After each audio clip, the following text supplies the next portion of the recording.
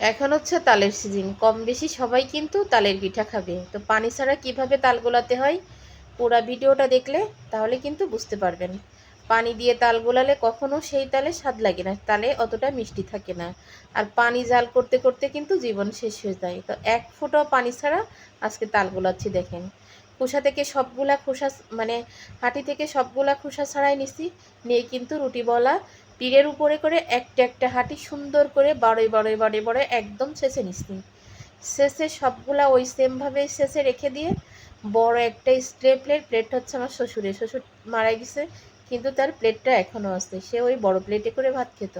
খুব যত্ন করেই কিন্তু রেখে দিয়া প্লেটটা, লাস্টে দেখাবো দেখেন প্লেটটা কত সুন্দর করে, দেখেন পানি ছাড়া তাল গুলাইছি একদম পুরা আঠা আঠা, আর কোথাও কিন্তু একটা মানে আঁশ নেই, একদম আঁশ ছাড়া কত সুন্দর করে এইভাবে পানি দিয়ে, মানে পানি না দিয়ে এইভাবে গোলায় কিন্তু আপনারা অনেক দিন পলিথিনে করে বা বক্সে রেখে ফ্রিজে রাখতে পারেন। এই যে আমার তাল গোলানো হয়ে গেছে।